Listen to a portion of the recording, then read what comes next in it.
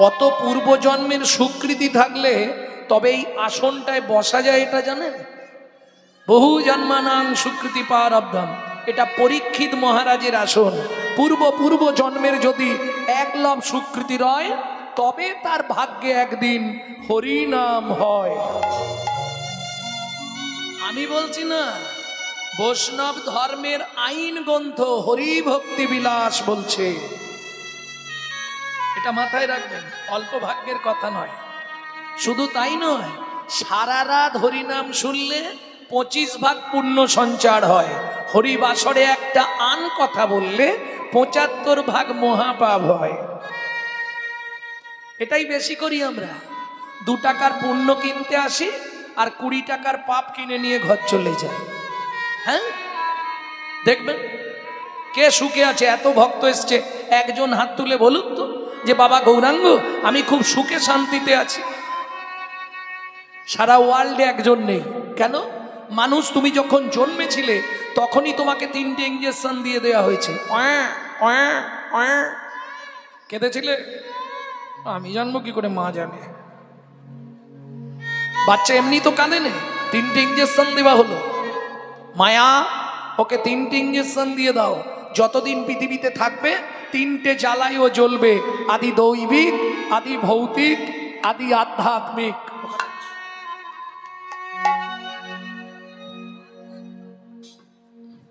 কীর্তন চলাকালীন মঞ্চে কারো আসার দরকার নেই, এমনি যে প্লেস নেই।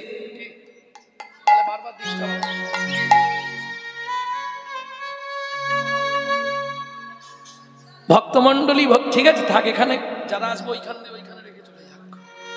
ভক্তমন্ডলী ভক্তিমতী মায়েরা, তাহলে নৈবেদ্য আমাদের নিত্য প্রয়োজন কি? 4টে জিনিস, ভালো করে বুঝে নাও। 1 ফোঁটা ভেতরে গেলেই কাজ হয়ে যাবে। হ্যাঁ, হরিনাম এমন এক রস, 1 ফোঁটা তোমার ভেতরে গেলেই কাজ হবে। কেন হবে সেটা বলছি। তাহলে 4টে জিনিস আমাদের প্রয়োজন। কি কি? আহার, বিহার, নিদ্রা, মৈথুন।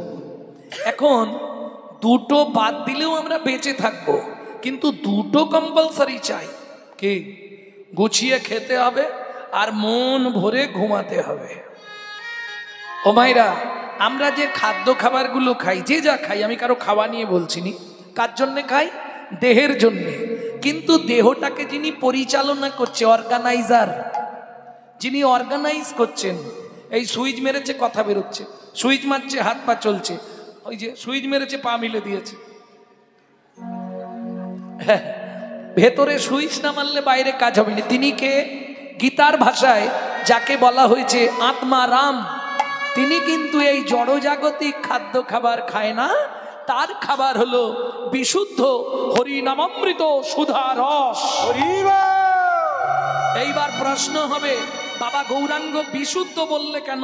ওমা, জলকে ফিল্টার করলে শুদ্ধ হয়, শুদ্ধকে ফিল্টার করলে পরিশুদ্ধ হয়, পরিশুদ্ধকে ফিল্টার করলে বিশুদ্ধ হয়। হরিনাম শুনলে জীবের কল্যাণ হয়। কি কি কল্যাণ হয় জানো কি? জানো না? শুনে নাও, চৈতন্য চরিতামৃতে আদিলীলার প্রথমেই আছে হরিনাম শুনলে জীবের কি কি উপকার হয়। কেহ বলে নাম শুনিলে হয় রে পাপ ক্ষয়, কেহ বলে নাম শুনিলে হয় রে পাপ ক্ষয়, কেহ বলে নাম শুনিলে থাকে না যমের ভয়, কেহ বলে নাম শুনিলে থাকে না যমের ভয়। হরিনামের বহু অর্থ 2 মোক্ষ মানি, হরিনামের বহু অর্থ 2 মোক্ষ মানি। সর্বমঙ্গল হরে ইহাই মোরা জানি, মঙ্গল হরে ইহাই মোরা জানি, মঙ্গল হরে ইহাই মোরা জানি, সর্বমঙ্গল হরে ইহাই মোরা জানি। জন্ম জন্মান্তরের পাপ ক্ষয় হয়ে যায় হরিনাম শুনলে। আর কি হয়? সংসার থেকে অমঙ্গল দূরীভূত হয়, শান্তির সন্ধান পাওয়া যায়। খুব ভালো কথা। ডক্টর বিধানচন্দ্র রায় বলতেন, দুধ খেলে শরীরের 32 রকম ভিটামিন জন্মায়, কিন্তু মাগো দুধটা যদি বিড়ালের মুখ দেওয়া হয়, ও ভিটামিন হবে তো? ও তো ডিপথোরিয়া হয়ে মরবে। ঠিক তেমনি হরিনাম শুনলে জীবের কল্যাণ হয়। যদি আচারী ভক্ত বৈষ্ণবের মুখের হরি কথা হয়। তাই গৌর হরি বল। অনাচারী ব্যক্তির মুখে হরি কথা শোনা সর্প উচ্ছিষ্ট সমদুগ্ধম, সাপের এঁটো করা দুধ খেলে যেমন তোমার ভেতর গিয়ে বিষক্রিয়া করবে, অনাচারী ব্যক্তির মুখে হরি কথা শুনতে হয়তো ভালো লাগবে, কিন্তু তোমার ভেতর গিয়ে ওটা বিষক্রিয়া করবে। সারা রাত হরিনাম শুনবে আর সকালেই শাশুড়ির সঙ্গে বাঁধবে। বুঝে নেওয়া গেল? প্রেম সে বললো চৈতন্য মহাপ্রভু কি। জয়। তাহলে নৈবিত্য আমাদের নিত্য প্রয়োজন কি? যখন চৈতন্য চরিতামৃত লিখছেন কৃষ্ণদাস, তখন তার বয়স ৮০ বছর। মহাপ্রভু স্বপ্নাদেশ দিলেন, কৃষ্ণদাস দয়াময়, জীবের নৈতিক কর্তব্যের জন্যে ৬টা লাইন মোটা কালি দিয়ে লিখে দাও। আজও যদি আদি চৈতন্য চরিতামৃত কারো বাড়িতে থাকে, দেখবেন আদি লীলার প্রথমের দিকেই ওই ৬টা লাইন মোটা কালিতে লেখা। কি লেখা ছিল ৬টা লাইন? সাথে পাঁচে মিলি নিজ দাঁড়েতে বসিয়া, সাথে পাঁচে মিলি নিজ দাঁড়িতে বসিয়া, কীর্তন করো সবে করো তালি দিয়া। কীর্তন করো সবে করো তালি দিয়া। ও প্রভু কি গাইব? ১৬ নাম ৩২ অক্ষর হয় মহামন্ত্র, ১৬ নাম ৩২ অক্ষর হয় মহামন্ত্র। যাইয়া গৃহেতে জপ হইয়া স্বতন্ত্র, যাইয়া গৃহেতে জপ হইয়া স্বতন্ত্র। খাইতে শুইতে নাম লবে যথা তথা, খাইতে শুইতে নাম লবে যথা তথা। স্থান কাল পাত্র নাই নিয়ম বিধি তথা, স্থান কাল পাত্র নাই নিয়ম বিধি তথা। সময় পেলেই গাইবে, সময় পেলেই গাইবে। সময়রা সব কথা তো বলে বোঝানো যাবে না, কিছু কিছু আকার ইঙ্গিতে বুঝে নেবে না। সময় পেলেই গাইবে, সময় পেলেই গাইবে, সময় পেলেই গাইবে, সময় পেলেই গাইবে। কাম কামনা দূরে যাবে, সময় পেলেই গাইবে। কামনা দূরে যাবে, তোমার প্রেমানন্দের উদয় হবে, কামনা দূরে যাবে, প্রেমানন্দের উদয় হবে, কামনা দূরে যাবে, প্রেমানন্দের উদয় হবে, কামনা দূরে যাবে, প্রেমানন্দের উদয় হবে। কামনা দূরে যাবে। সময় পেলেই গাইবে, সময় পেলেই গাইবে। যখনই সময় পাবে গুনগুন গুনগুন করে চালাবে আস্তে, তাতে লাভ হবে। জোরে গাইলে লাভ বেশি, কিন্তু জোরে গাইলে পাশের বাড়ি থেকে অবজেকশন আসবে। কেন? হিন্দুদের চরম শত্রু হচ্ছে হিন্দুরা নিজেরা। হ্যাঁ? আপনি হঠাৎ করে একটা তুলসীর মালা পরবেন, তিলক করবেন, গোটা পাড়ায় সমালোচনার ঝড় বয়ে যাবে। দেখেছিস? হারানের বউ আবার ভক্ত হয়ে গেল। ও আর বলবেন না গো, আর বলবেন না। শালা নিজে করবে না, কেউ করলে তার পিছনে খাঁচি দিতে ছাড়বে না। এটা শুধু হিন্দু ধর্মে পাবেন, অন্য কোনো ধর্মে পাবেন না। অন্য কোনো ধর্মে হলে ছাড়িয়ে নুন দিয়ে দেবে। হ্যাঁ, দুঃখ কোথায় দেখুন, হিন্দু বাড়ির ছেলেরা মেয়েরা মন্দিরের পাশ দিয়ে চলে যায়, ভগবানকে একটা প্রণাম করে না। ভাবুন, লজ্জা লজ্জা, কলঙ্ক হিন্দু জাতির। ভাববার বিষয়। আজকে একটা মুসলমান বাড়ির বাচ্চাকে ডেকে আপনি জিজ্ঞেস করবেন, তোর জাতি কি? মুসলমান। তোর ধর্ম কি? ইসলাম ধর্ম। প্রমাণ নেবেন, এই বাবা তোর জাতি কি রে? এই দেখো, পম করলে কেন? আগে শেখাতে পারোনি বাড়িতে? এখানে এসে শেখাচ্ছ টুকলি করে। ওকে শেখানো হলো না তোর জাতি হিন্দু, তোর ধর্ম হলো সনাতন ধর্ম। ওকে কি শেখানো হয়েছে জানেন? সকালে ঘুম থেকে উঠেই বলবি গুড মর্নিং। হ্যাঁ, চলে যান মায়াপুর ইস্কনে গিয়ে দেখে আসুন বাচ্চাগুলো। তারা বিদেশ থেকে এসে আমাদের ধর্ম নিয়ে নাড়াচাড়া মেরে খাচ্ছে। ওটা আমাদের বাপের সম্পত্তি। এখনো হরে কৃষ্ণ বলতে পারে না, হরে কৃষ্ণা করছে। আর আমরা কলির এমন চরিত্রহীন সন্তান, নিজের বাপকে ছেড়ে দিয়ে শ্বশুরকে বাপ বলা প্র্যাকটিস করছি।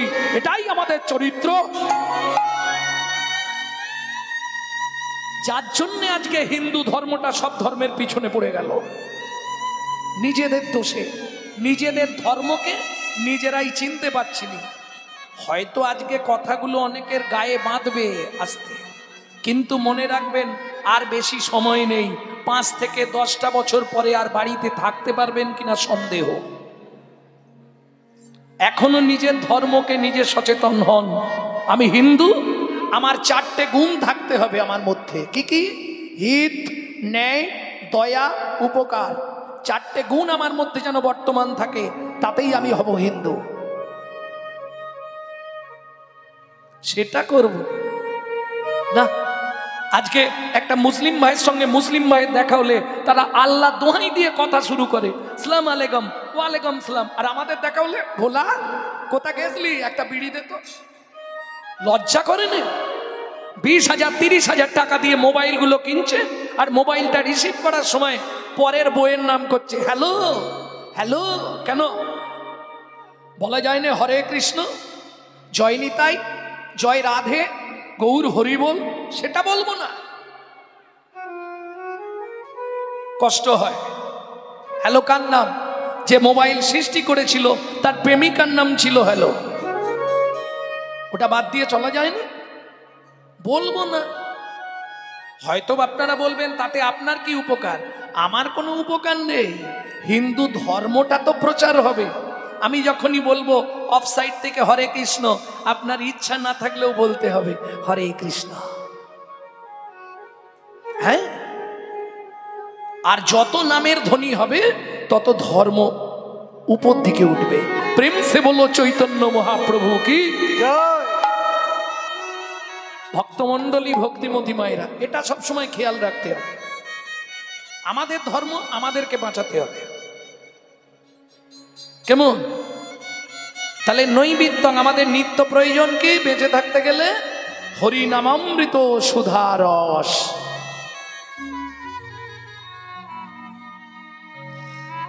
বুঝে নেওয়া গেল? এইবার চলুন বৃত্তং। বৃত্তি মানে কর্ম বা কর্তব্য।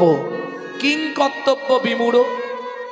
আবার হরিনাম করলেই হবে না মা, সেখানেও জ্বালা আছে। কি জ্বালা?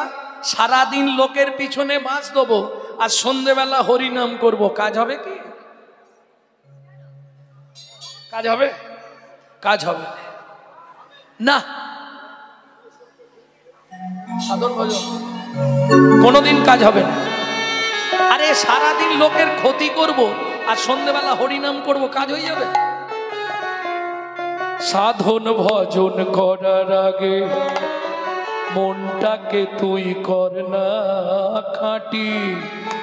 পূজা পার্বণ যা করিস তুই, সবই যে তোর হবে মাটি।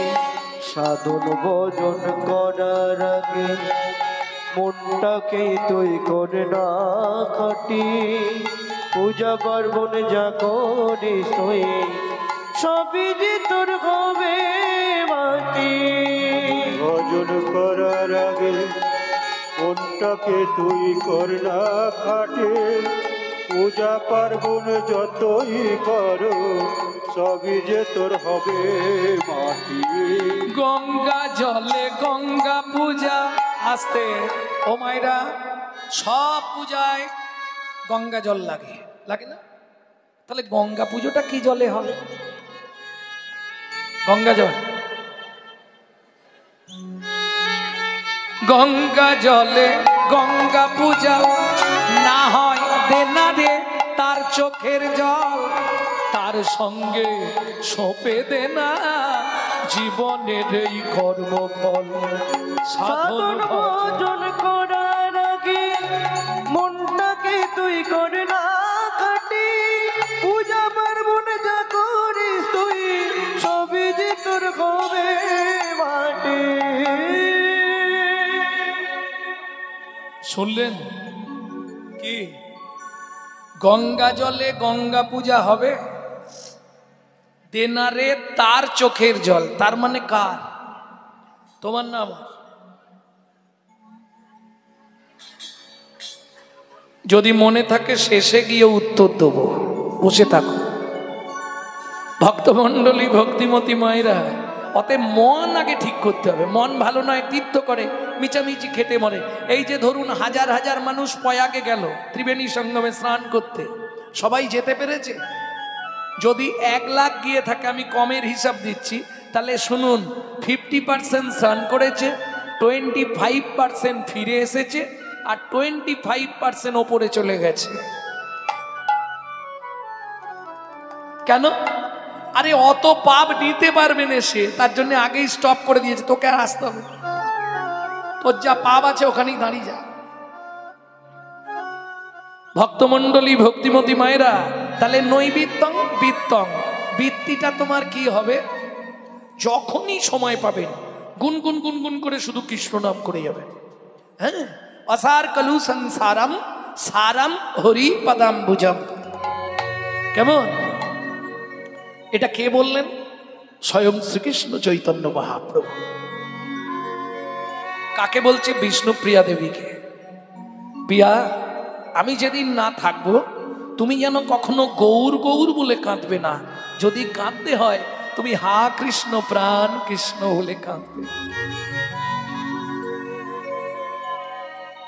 বুঝে নেওয়া গেল? সেই বিষ্ণুপ্রিয়া দেবী শচী ঠাকুরানী দুজনেই বিলাপ করছেন নদিয়ার মাটিতে। কিরকম বিলাপ? আহা, নদিয়া ছাড়িয়া গেল গৌরাঙ্গ সুন্দরে, গৌরাঙ্গ সুন্দরে ডুবল ভক্তগণ শোকের সাগরে, গো শোকের সাগরে। সবার প্রথম কার্যে কে? যিনি হিন্দু সনাতন ধর্মের প্রচারক, যিনি বৈষ্ণব ধর্মের প্রবর্তক, যিনি আপামর জনসাধারণের হৃদয়ের মধ্যমকুটমণি, কীর্তন প্রারম্ভে সবাই মিলে সেই শচীনন্দন শ্রীমান মহাপ্রভুর চরণে জানাই অনন্ত কোটি প্রণাম। নমো আনন্দ লীলাময় বিগ্রহায় বিগ্রহায় হেমাভোবরণং দিব্য ছবি সুন্দর, দিব্য ছবি সুন্দর।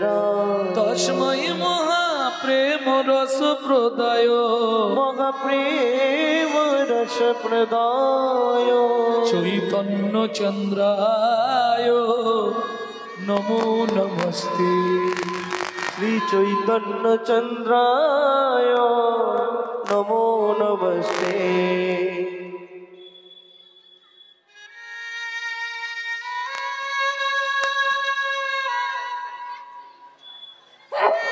ভক্তমণ্ডলী, ভক্তিমতী মায়েরা, এই যে শ্লোকটি বললাম, প্রথম যখন মহাপ্রভু নীলাচলে গেলেন, কেমন জয় জগন্নাথ জয় জগন্নাথ বলতে বলতে জগন্নাথকে জড়িয়ে ধরতে গেলেন, পুরীর পাণ্ডারা মহাপ্রভুকে ধাক্কা দিয়ে মন্দিরের বাইরে ফেলে দিলেন। মহাপ্রভুর দেহটা মাটিতে পড়ার আগে তৎকালীন যিনি জগন্নাথের সেবক ছিলেন তিনি কোল পেতে দিলেন, তার কোলে এসে মহাপ্রভু পড়লেন। তৎক্ষণাৎ তিনি মহাপ্রভুর ওই রূপজ্যোতি দর্শন করে এই শ্লোকটি উদ্ধৃত করেন বা রচনা করেন। তিনি কে? সার্বভৌম ভট্টাচার্য মহাশয়। আনন্দ লীলাময়, তোমার মনে দুঃখ যন্ত্রণা জ্বালা হতাশা বেদনা কষ্ট যাই থাক, একবার চৈতন্য মহাপ্রভুর ওই শ্রীবিগ্রহ দর্শন করলে তোর মা জন্ম জন্মান্তরের দুঃখ কষ্ট সব আনন্দে পরিণত হয়ে যাবে। হেমাভ, সোনার মতো অঙ্গের বর্ণ যার। ভো কেন? লক্ষবার সোনাকে পুড়ালে তার যে বর্ণ হয় তাকেও পরাজয় করেছে আমার চৈতন্য মহাপ্রভুর ওই রূপজ্যোতি। বিদায় গৌর হরি বল। দিব্য ছবি আসতে, বাপরে বাপ,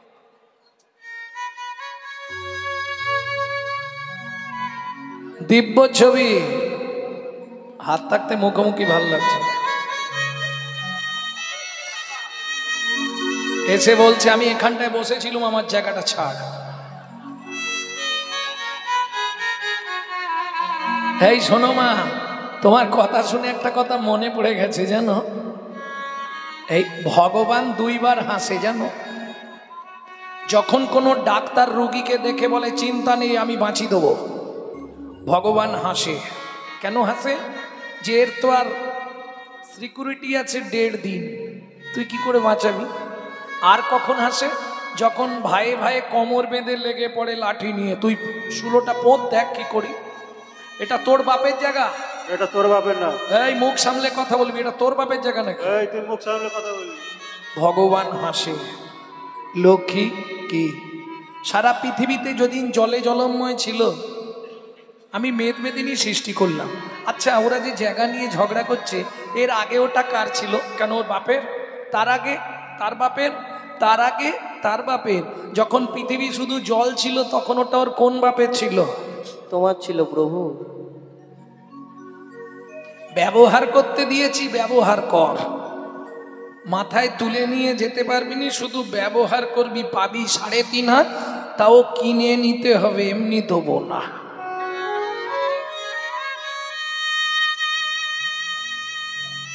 ভক্তমণ্ডলী, ভক্তিমতী মায়েরা, তাহলে চলুন দিব্য ছবি কাকে বলে? ছবি আমরা চিনি, ছবি দেখেছি, বিভিন্ন রকমের ছবি, কিন্তু 1 বছর 2 বছর 5 বছর 10 বছর ছবি মনে থাকে, কিন্তু দিব্য ছবি, চৈতন্য মহাপ্রভুর ওই দিব্য ছবি যে একবার দর্শন করেছে, 1 জন্ম নয়, 7 জন্ম তার হৃদয় পটে আঁকা হয়ে থাকবে। তাই গৌর হরি বল।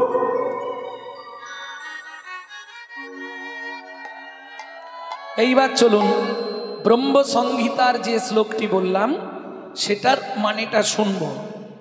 চিরাদ দত্তং নিজ গুপ্ত বিত্বং। যারা শিক্ষিত সমাজ আছেন তারা একটু ধ্যান দিন। নৈবিত্বং উদ্বিত্বং বিত্তং, বা বিত্তং নৈবিত্বং উদ্বিত্তং। উদ্বৃত্ত মানে বাঁচিয়ে রাখা, নৈবিত্তং মানে নিত্য প্রয়োজন, বিত্তং মানে কর্ম কর্তব্য। বুঝে নেওয়া গেল? উদ্বৃত্তং একটা একটা শ্রেণী, বসা কষ্ট, সব এইটুকু করে জায়গা তো ভাগে, জায়গার তুলনায় লোক বেশি হয়ে গেছে না। উদ্বৃত্তং মানে বাঁচিয়ে রাখা। আপনারা কাজ বাড়ি খেতে যান তো? কাজ বাড়ি খেতে যান? এই বিয়ে বাড়ি টাড়িতে কোনোদিনও প্রথম ব্যাচে খেতে বসতে নাই। কেন? খাবার দেয় কিন্তু একটু টান টান করে দেয়, এটাকে বলে উদ্বৃত্ত করা। যদি শেষে গিয়ে কম পড়ে যায়, বাঁচিয়ে রাখা। হাসছো, চাল মেপে নিয়ে 3 মুঠো করে তুলে রাখুনি, উদ্বৃত্ত করা। আরো সহজ করে বলি, বাবা মার যদি 4-5টা ছেলে মেয়ে হয়, বাবা যদি 4 ছেলে মেয়ের জন্য 4টে মিষ্টি আনে, মা কি করে জানেন তো? আধখানা করে 3 জনকে ভাগ করে দিয়ে 2.5টা লুকিয়ে রাখে ছোট ছেলে কিংবা ছোট মেয়েটার জন্য। কেন? দেখবেন ছোট ছেলে কিংবা ছোট মেয়ে এরা বাবা মার কাছে একটু ভালোবাসা বেশি পায়, আদরে মানুষ হয়। কেন? ওটা শেষ গুড়ন্তি তো, গাছের শেষ ফল, ওই জন্য একটু ভালোবাসা বেশি পায়। আর দেখবেন যে ছেলে মেয়েগুলো খুব আদরে মানুষ হয়, আদরে আদরে শেষে গিয়ে ওইটাই ড্যাশ তৈরি হয়। তাই গৌর হরি বল। বুঝলেন না কেন বললাম? বিশ্বপিতার 4 ছেলে, সত্য, তেতা, দাপর, কলি। কলি কোন ছেলে? ছোট। অত্যাচারী, অনাচারী, ব্যভিচারী, ভ্রষ্টাচারী, কুলাচারী, চরিত্রহীন লম্পট হয়ে জন্মালো কলি। কেন? বিশ্বপিতা জেনে গিয়েছিলেন আমার ছোট ছেলেটা ডেঞ্জার হবে, ওই জন্য সত্য, তেতা, দাপর 3 যুগেই হরিনাম দিলেন, কিন্তু আধখানা মিষ্টি দেওয়ার মতো প্রেমটা দিলেন না, ওটা উদ্বৃত্ত করে রাখলেন আস্তে। ও মায়েরা, আপনাদের এদিকে কাজ বাড়িতে যদি মাল বেশি হয়ে যায় কোথায় রাখা হয়?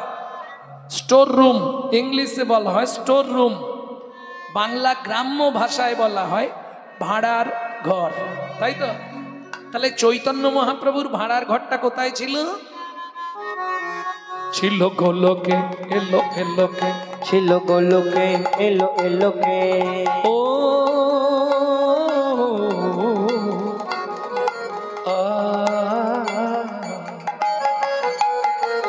ছিল গোলকে, এলো এলোকে, ছিল গোলকে, এলো এলোকে। পেল গো লোকে নাম, পেল গো হরি নাম, পেল গো মধুর নাম। ছিল গোলকে, এলো এলোকে, ছিল গোলকে, এলো এলোকে। গোলকের গোপন প্রেম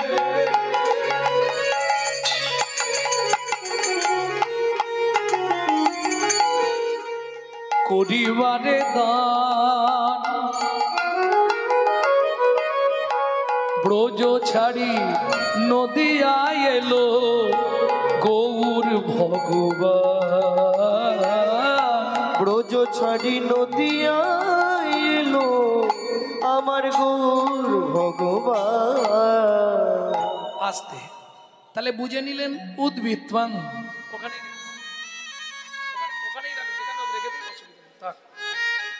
উদ্ভিত্বাং বুঝে নিলেন বাঁচিয়ে রাখা। নৈবিত্তং আমাদের নিত্য প্রয়োজন। আসতে ও মা, বেঁচে থাকতে গেলে আমাদের চারটে জিনিসের প্রয়োজন। কি কি চারটে জিনিস বলো?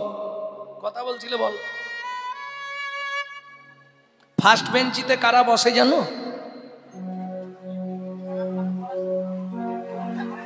যারা ভালো ছাত্রছাত্রী।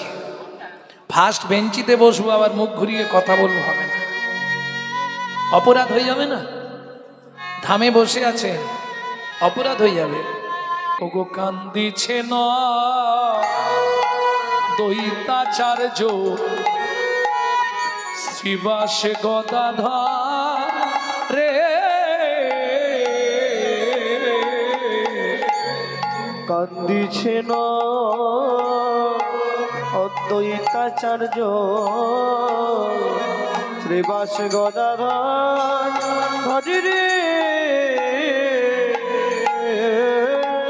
ওগো বাসুদেব বাসুদেব দত্ত কান্দে মুরারি বক্রেশ্বর সরে রে।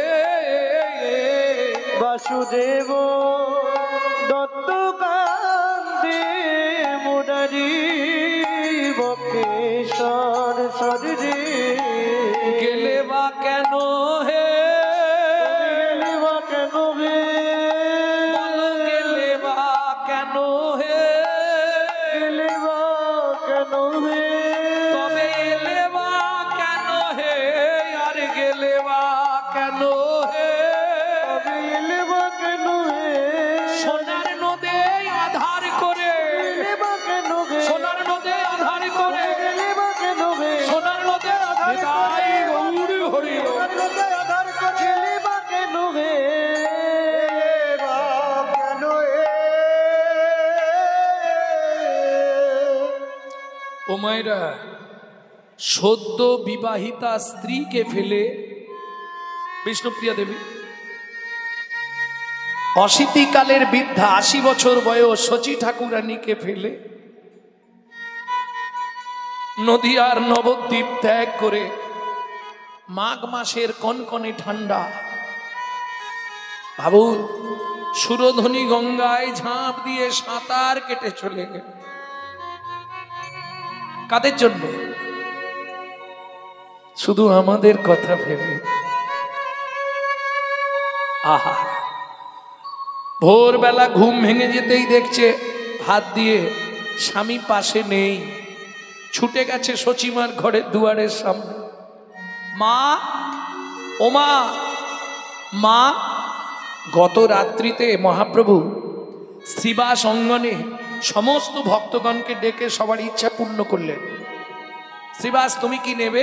শ্রীবাস বললে, প্রভু আমার চাইবার কিছু নেই, তুমি আমার অঙ্গনে যেমন লীলা করছো আমার হৃদয় অঙ্গনে তুমি লীলা করবে। আচার্য, আমি ডাকলেই যেমন এসেছিলে, যেদিন আবার প্রয়োজন হবে আমি ডাকলেই তুমি চলে আসবে। গদাধর, প্রভু তোমার মায়ে থাকতে পারলেই আমার আনন্দ। যে যা চাইলো একে একে মহাপ্রভু সবাইকে দিয়ে দিল। সবার পিছনে দাঁড়িয়েছিল হরিদাস ঠাকুর। হরিদাস, এদিকে এসো। আমাকে আবার ডাকছো কেন প্রভু? এদিকে এসো। এসে দাঁড়িয়েছে। তুমি কিছু চাইবে না? প্রভু আমার চাইবার কিছু নেই প্রভু, তুমি বলে দিয়েছো নাম করতে, আমি ব্রত নিয়েছি ৩ লক্ষ নাম করব। ১ লক্ষ উচ্চ ঈশ্বরে, ১ লক্ষ মনে মনে, আর ১ লক্ষ জপে। ৩ লক্ষ নাম করব। আর কি চাইবো? সত্যি তুমি কি দেবে প্রভু? সবাইকে তো দিয়ে দিচ্ছ, আমাকে আর কি দেবে? তুমি আমায় একটা কথা দিয়ে দাও, তাহলেই আমি খুশি। বলো হরিদাস, কি পেলে তুমি খুশি হবে? মহাপ্রভু ভাবছে হয়তো হরিদাস বৃহৎ কিছু চাইবে। চালাক লোক, কখনো বৃহৎ কিছু চায় না গো। বলো হরিদাস কি নেবে তুমি? হরিদাস বলছে প্রভু সবাইকে যখন সব দিলে আমাকে তুমি এইটুকু কৃপা করে দিও। কি